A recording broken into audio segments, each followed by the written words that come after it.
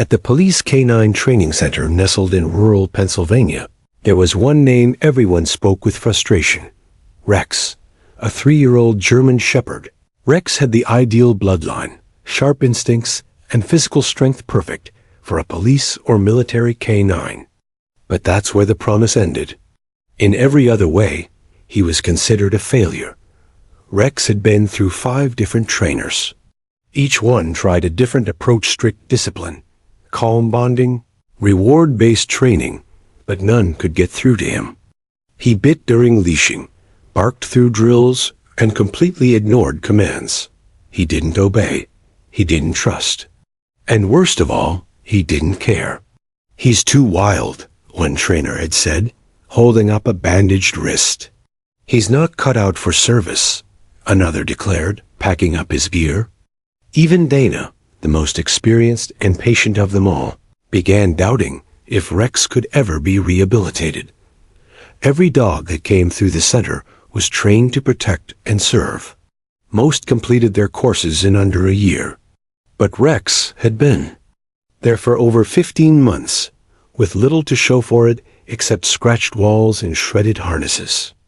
Inside the staff break room, the mood had shifted from concern to resignation. "They'll probably pull him next week," a young assistant muttered. "They've already marked him unfit for duty," someone replied. "Shame. Beautiful dog, just too much fire in him." Dana, sipping her lukewarm coffee, sat silently by the window. She didn't like giving up, not on dogs, not on people.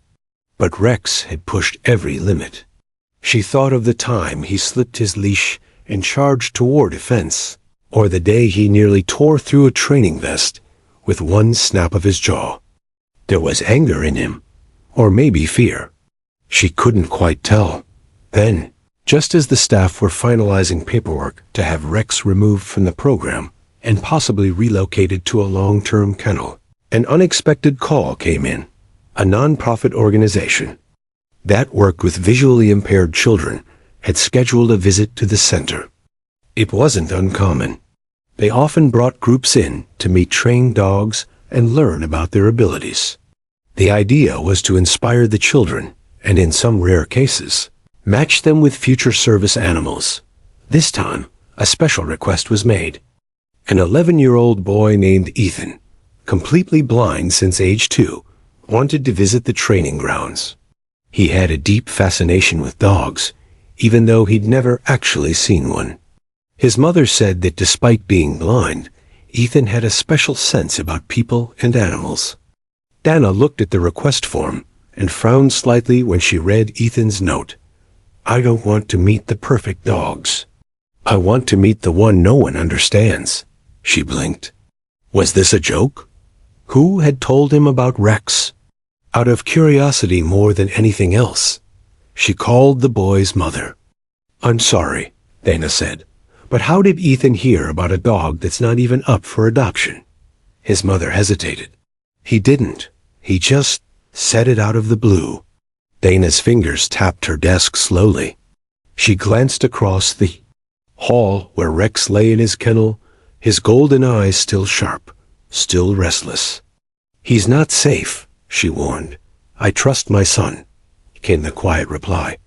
"And if you let him meet Rex, maybe you'll trust him too." Dana didn't know why she agreed. Maybe it was exhaustion. Or maybe, somewhere deep down, she still believed in one last chance. And so the visit was set. The trainers were told to prepare the most obedient dogs for demonstration.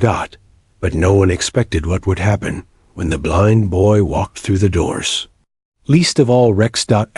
Ethan stepped carefully out of the van, one hand gripping his white cane while the other clutched his mother's fingers. His head tilted toward every sound: the bark of a distant dog, the soft crunch of gravel, the buzzing of overhead lights. Though blind since he was 2, Ethan's world was rich with detail, painted not in color, but in sound, scent, and feeling. The canine facility staff welcomed the group politely. Dana stood nearby, clipboard in hand, watching the boy with quiet curiosity. He looked small in front of the tall training gates, but something in his posture steady, calm made her pause. "This way," one of the handlers said, leading the children toward a line of kennels. They began introducing the trained dogs one by one. "This is Bailey. She works in narcotics detection." The dog barked cheerfully and licked a boy's hand through the bars. Next was Max, a dark-coated Malinois with piercing eyes, but a gentle soul.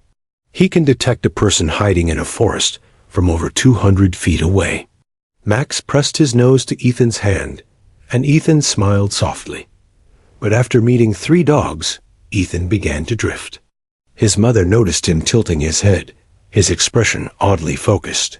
He took a step back, then turned slowly toward the far end of the building, toward the kennels not meant for public viewing. "Sweetheart, that area is restricted," his mother said gently.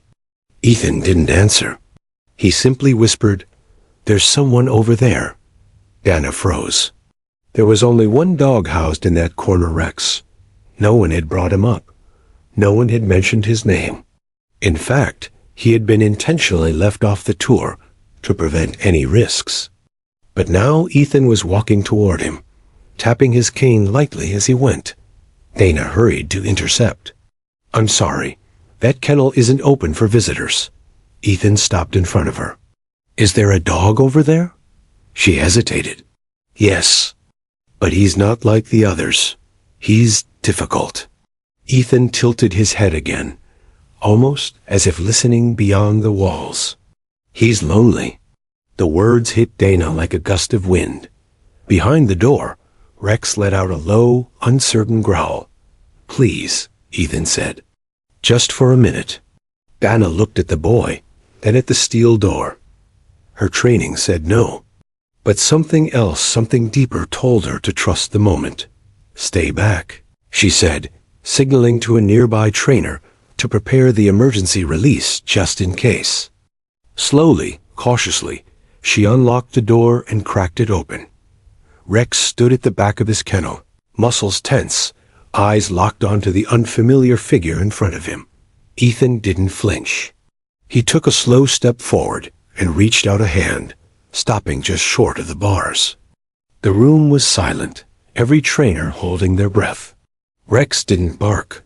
He didn't lunge. He simply stared. Ethan leaned slightly closer, and in the softest voice said one word: "Friend." For a moment, nothing happened. Then, incredibly, Rex stepped forward. Dana felt her stomach twist in disbelief. The dog who had snarled at every human, who refused to follow even the simplest command, now moved gently toward this blind boy. Rex stopped just inches from Ethan's hand. Then, slowly, cautiously, he placed his nose against the boy's open palm. Ethan smiled. "He's not angry," he whispered. "He's scared." The trainers exchanged stunned glances. One of them began filming the moment instinctively, unsure if anyone would believe it later. Dana's hand dropped from the door as she whispered to herself, "What is this?" No one knew yet, but in that instant, everything changed for the boy, the dog, and everyone who witnessed the impossible. Dana replayed the scene in her mind long after the tour ended. Ethan, with no vision and no fear, had walked straight into the presence of a dog considered too dangerous for contact. And with one word, friend, he had done what 5 trained professionals could not. He reached Rex. Later that afternoon. After the group had left, Dana sat reviewing the footage on her tablet. A moment was clear. No growling, no snarling, no defensive posture. Rex had approached Ethan like he had known him for years. Gently, calmly, trustingly. The other trainers were baffled. "This doesn't make sense," one muttered. "He's never acted that way before," another added. Dana stayed quiet, still watching the video. The connection wasn't just a fluke. It was a bond. That night, Dana called Ethan's mother. "I need to ask something unusual," she said. "Would you consider bringing Ethan back for a private session with Rex?" There was a pause. "Then Ethan hasn't stopped talking about him," He called him his dog. We'd be honored. The next morning, under strict supervision, Ethan returned to the facility. No visitors, no other dogs, just Rex, secured on a long lead, and Dana standing by with a tranquilizer in case anything went wrong. Ethan entered the room slowly. He tapped the floor with his cane, listening. "Where is he?" he asked softly. "He's about 6 feet in front of you," Dana replied, watching Rex carefully. The dog stood still, ears forward, but his tail didn't wag, nor did it stiffen. He was curious. Ethan reached into his pocket and pulled out something small, a rubber toy shaped like a bone. He tossed it gently on the floor. It bounced twice and rolled toward Rex. The shepherd stepped forward and sniffed it. Then, to everyone's amazement, he picked it up in his mouth and carried it back. Straight to Ethan. The room went silent again. No one moved. Ethan knelt down, held out his hand, and smiled. "Thank you." Rex dropped the toy into his palm and gently nudged the boy's chest with his nose. Dana exhaled slowly. Her heart was pounding. She'd been training dogs for nearly 20 years. She'd worked with war dogs, bomb sniffers, and therapy canines. But she had never seen something like this. "I think he trusts him," one of the handlers whispered. "And only him?"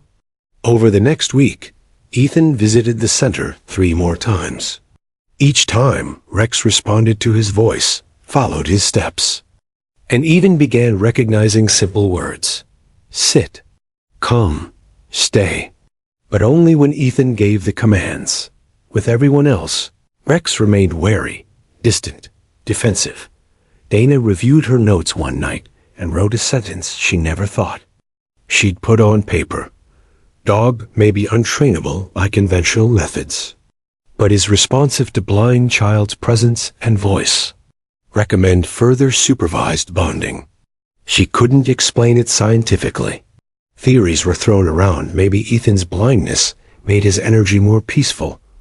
Or maybe Rex sensed something others couldn't. But none of that mattered. What mattered was that the angry, aggressive dog no one could reach had chosen someone, and that someone was a boy who couldn't even see him. Word of the unusual connection began to spread quietly among the staff. They started referring to Ethan as Rex's boy. Some believed the dog had simply needed a gentler soul. Others whispered that it was fate, but Ethan didn't think too much about it. When asked why he thought Rex listened to him, he just shrugged and said, "Because I said friend, and I meant it." To him, it was simple. To everyone else, it was a miracle in motion. And for Dana, it was the beginning of something entirely new, something she was willing to fight for. Asterisk, from that day forward, everything changed at the training center. Rex, once isolated and considered a danger, was now part of something that didn't follow the textbook. Dana designed a special trial one that didn't exist in the manual, didn't follow protocol, and would likely be rejected by most official trainers. But it was the only option that made sense. Ethan and Rex would work together under her direct supervision. If it failed, they'd end the trial. But if it worked, they might rewrite everything the center thought they knew about training. The staff was split. Some were curious. Others were skeptical, even fearful. "You're putting a blind kid next to a failed attack dog," one handler argued. "No," Dana said calmly. "I'm putting a soul beside another soul who needs healing." The first session was simple. Ethan entered the open training yard, guided by Dana. Rex was already there, off-leash but within the enclosed space. He spotted Ethan immediately and trotted over, his steps relaxed, his ears up, not alert for danger, but tuned in to a friend. Ethan smiled and knelt down, patting the grass beside him. "Come sit with me," he said gently. Rex sat, not out of obedience, not because he was trained to, but because he wanted to. Dana was stunned. She watched as Ethan pulled out a small harness, Not a training one, but a soft vest that he had brought from home. He reached forward slowly, and to her amazement, Rex let him slip it over his back. In all her time with Rex, Dinah couldn't even get a collar on him without a fight. Now this boy had just fitted him with a vest, using nothing but kindness and voice. "Okay, let's try something," Dinah said carefully. "Ethan, ask him to follow you. Take a few slow steps." Ethan gave a light tug on the leash.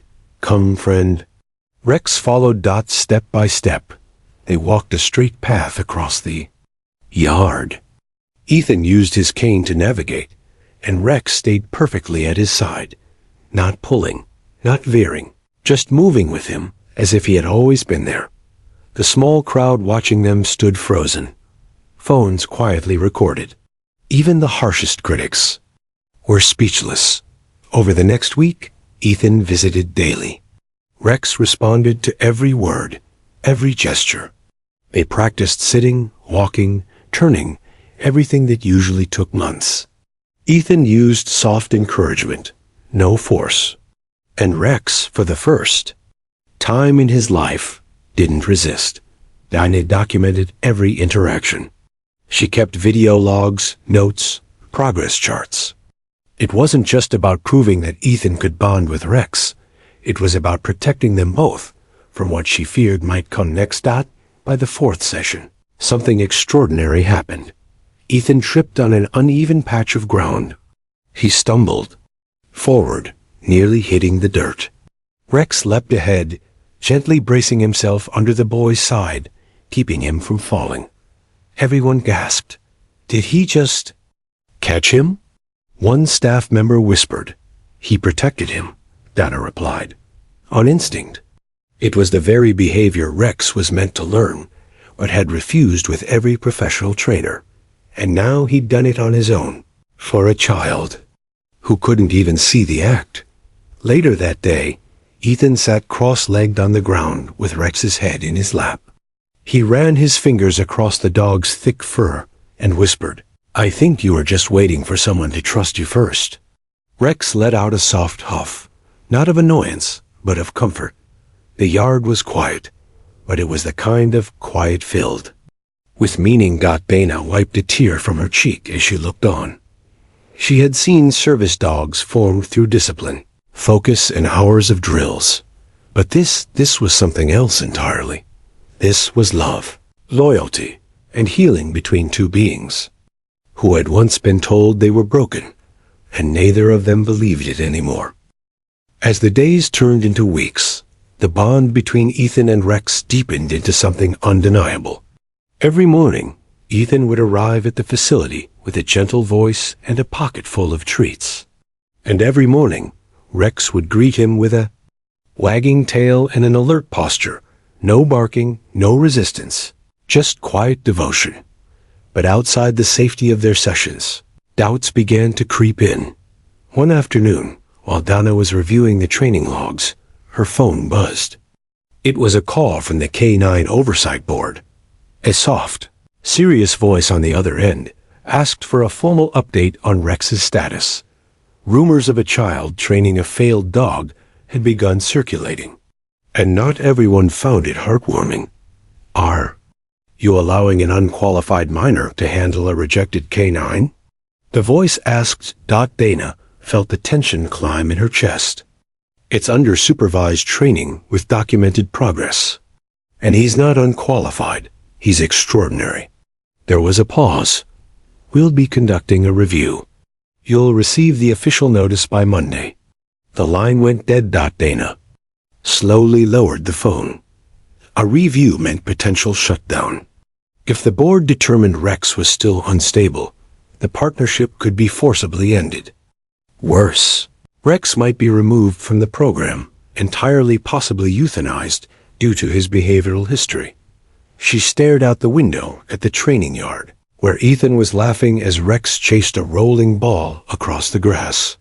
It was such a simple moment, but in the eyes of red tape and regulations, simplicity meant nothing. That evening, Dana sat with Ethan and his mother to explain the situation. Ethan's face fell as she spoke. They want to take him away? He asked. They want. To evaluate the situation, Dana replied carefully. But yes, it's possible. Ethan clenched the leash tighter. But he's not dangerous anymore. He listens to me. He helps me. I know, Dana said. We all know. But we have to prove it to them. His mother gently placed a hand on his shoulder. We'll get through this. You've already done the impossible once. We'll do it again. Ethan nodded, but his usual smile was gone. Over the next few days, Dana compiled every piece of evidence she could. Videos of Rex, following commands, charts showing behavioral improvements, written testimonies from staff. Ethan even dictated a heartfelt letter, explaining how Rex had changed his life, how he no longer felt afraid when walking, how he finally had a friend who didn't care that he was blind. But despite all their preparation, there was one thing they couldn't control: fear. The canine world was filled with caution, liability, history, and Rex's history was brutal. A former police dog reject, labeled aggressive, nearly pulled from service. And now he was bonded with an 11-year-old boy, a blind one. The headlines alone could fuel controversy. One afternoon, just 3 days before the review, Ethan sat alone with Rex in the quiet corner of the facility. He leaned forward and hugged him tight, pressing his cheek into the dog's fur. Are they going to take you from me? He whispered. Rex let out a soft, reassuring groan and nudged the boy's shoulder. Ethan smiled faintly. They don't see what I see, but that's okay. You see me. That's what matters. Nearby, Dana watched in silence. Her decision had put everything on the line: her job, her reputation, the program. But watching them now, she knew one thing. She would fight. Not just because Ethan deserved Rex, but because Rex had finally found someone who believed in him. And belief, she realized, was something no training manual could ever teach. Asterisk, the day of the K9 Review Board hearing arrived, gray and overcast. Inside the main conference room of the facility, officials from across the state took their seats around a long oak table. Suits, tablets, clipboards, everything was stiff and formal. Dana sat near the front, her notes carefully organized in a folder that had been opened and closed 100 times. At the center of the room sat Ethan, dressed in a blue button-down shirt, his cane resting quietly beside his chair. Rex sat it, his feet calm and alert, sensing the tension in the room, but not reacting to it. His eyes never left Ethan. One of the board members, an older woman with sharp glasses and a colder tone, leaned forward. We've reviewed the file. Rex has been classified as unstable in 3 separate evaluations. We are here to determine whether this pairing is in violation of safety protocols. Dana took a breath. With all due respect, what's in that file is not who Rex is anymore. The woman tapped her pen. That's what we're here to assess. They played the video's footage of Rex walking beside Ethan, obeying verbal commands, retrieving dropped items, even blocking the boy from bumping into a wall during an exercise. The board members remained mostly expressionless. Then came the testimonies. One by one, facility staff stepped forward. They spoke of Rex's transformation, of Ethan's patience, of moments no one believed were possible. But it all felt procedural, like Gata trying to explain magic. Finally, the room fell silent. The board chair looked toward Ethan. Would the boy like to speak? Dana turned to him.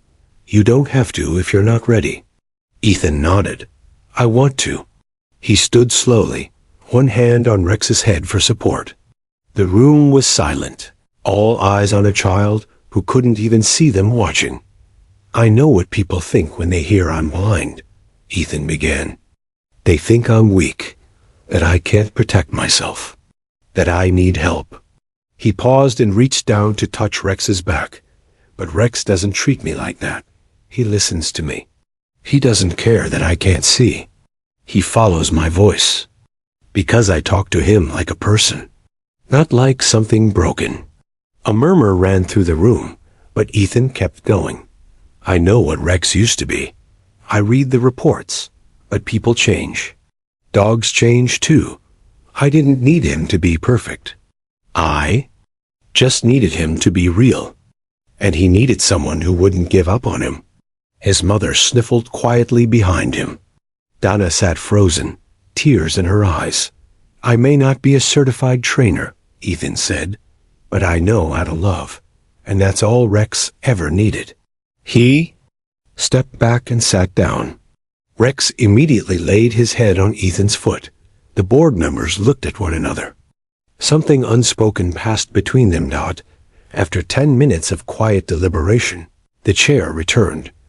In light of the testimony, behavioral evidence, and extraordinary progress made, she said slowly, we unanimously approve the continued pairing of Ethan and Rex.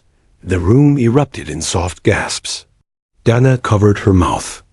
Ethan reached down and hugged Rex so tightly that the dog gave a gentle whine of joy. But, the chair added, the case will remain under observation for 1 year. Regular check-ins will be required. That's fine, Dana said. You'll keep seeing miracles. Ethan beamed. For the first time in his life. He didn't feel like the one being protected. He was the reason someone else got a second chance. And that made him feel powerful. After the hearing, the air at the training facility felt lighter, almost like it could finally breathe again. Word of the board's decision spread quickly. Staff who had once called Rex untrainable now smiled at him when he passed. Dana posted a single sentence on the office bulletin board. The dog no one could reach found the boy who never stopped trying. Ethan and Rex were officially partners now. Not in the usual way a dog and a police officer might be, but in a way even stronger, bound not by orders and rules, but by quiet trust and something deeper. Love that didn't ask for perfection. Dana designed a special training plan, tailored specifically to Ethan's needs. It was unconventional, but effective. Instead of whistles and loud cues, Ethan used soft verbal commands. Instead of sharp tugs on a leash, he used gentle touches and consistent voice tones. Rex responded to all of it as though the boy had written his training manual from the start. Within a few weeks, Ethan and Rex were completing full obstacle courses. They practiced in real-world settings, crossing streets, navigating sidewalks, walking into buildings. Rex learned to stop when Ethan needed to step down and to nudge his side gently if an object blocked his path. Ethan had never moved through the world with such confidence. One afternoon, they visited a local school where Ethan gave a talk to. A room full of students. With Rex sitting calmly beside him, Ethan told their story. I used to think people would always see me as someone who needed help, he said. But Rex never made me feel like that. He didn't care that I couldn't see him. He just trusted me, and that made me trust myself. Students clapped. Teachers wiped their eyes. One boy raised his hand and asked, "Do you think I could help animals too?" Ethan smiled. Anyone can help someone. You just have to believe they're worth helping. After the presentation, a local newspaper published a front-page article titled, Rejected Canine Becomes Blind Boy's Guardian, a Friendship That Saved 2 Lives. The story went viral online. Soon, Dana's office was flooded with calls from families, journalists, and even former trainers. Many wanted to meet Ethan and Rex. Others wanted to understand how a supposedly hopeless dog became a hero. The mayor invited them to a community event and presented Ethan with a certificate of appreciation for proving that compassion can succeed where discipline alone cannot. Rex received a brand new harness embroidered with the word friend, the very first word Ethan had ever spoken to him. He wore it proudly, as though it were a badge of honor. But beyond the applause and recognition, It was the quiet moments that meant the most, like when Ethan and Rex sat together in the park, listening to the wind. Or when they crossed the street alone for the first time, with Ethan guiding the way and Rex watching over each step. Or when Ethan whispered before bed, "Good night, buddy," and Rex answered with a content sigh. One evening, as Dana locked up the facility, she looked out into the twilight and saw them both, boy and dog, walking side by side down the path, silhouetted against the golden sky. They saved each other, she whispered to herself. And maybe they'll save more. Ethan hadn't just given Rex a second chance. He'd rewritten the rules, and everyone, trainers, children, and dogs alike, would benefit from what they had created together. A partnership that wasn't built with force, but with kindness. A decision that didn't just change their lives, but opened hearts everywhere. Months passed, and Ethan's world expanded beyond what he had ever dreamed possible. The boy who once depended heavily on others now walked confidently with Rex by his side. The white cane still tapped gently ahead, but Rex's presence was steady and strong, a living guide and protector. Their daily walks became their favorite time, a ritual of freedom. Sidewalks, parks, school halls, all places Ethan had once feared became pathways to adventure. Rex navigated obstacles, stopped at curbs, and alerted Ethan to strangers approaching. But more than that, Rex was a friend who never judged the boy's blindness. Together, they moved as one. The community that once doubted now cheered. Stories of their bond spread through schools, local newspapers, and social media. Ethan's courage inspired others facing challenges to believe in their own strength. Rex's transformation gave hope to countless rejects, dogs, and people alike. One afternoon, Ethan was invited to speak at a national conference on service animals. Standing before hundreds of trainers, doctors, and advocates, he shared their story, the story of a boy who said one word, friend, and changed a dog's life forever. "I want you to remember," Ethan said, "that every being deserves a chance to be seen for who they really are. Sometimes all it takes is one word, one moment, and one person who believes." After his speech, dozens approached him to share how his story touched their hearts. Some had dogs they thought lost causes. Others cared for children with disabilities, searching for hope, but all left with a renewed belief that connection, patience, and kindness could overcome the impossible. Back home, the bond between Ethan and Rex grew deeper every day. At night, Ethan whispered stories to Rex, telling him about the world he couldn't see, colors, sunshine, the laughter of friends. Rex listened, resting his head on Ethan's lap, faithful and calm. Their mornings began with gentle wake-up calls, and their days were filled with walks, training, and play. Rex was no longer just a dog in training. He was a hero, a guardian, and above all, a friend. Sometimes Ethan's mother would watch them, amazed at the journey they had taken. From a boy fearful of the world and a dog feared by all, to a pair inseparable and unstoppable. One quiet evening, as the sun set in hues of gold and pink, Ethan and Rex walked the familiar path to the park. The gentle breeze carried the scent of blooming flowers and distant laughter. Ethan felt the familiar tug of Rex's leash, a silent reminder that he was never alone. He smiled and whispered, "Friend." Rex's tail wagged slowly in the fading light. They had both found something they never expected, a new beginning, a life transformed by one simple word, and a bond that defied every expectation. And as they walked into the future together, Ethan and Rex knew their story was far from over, because true friendship is the greatest adventure of all.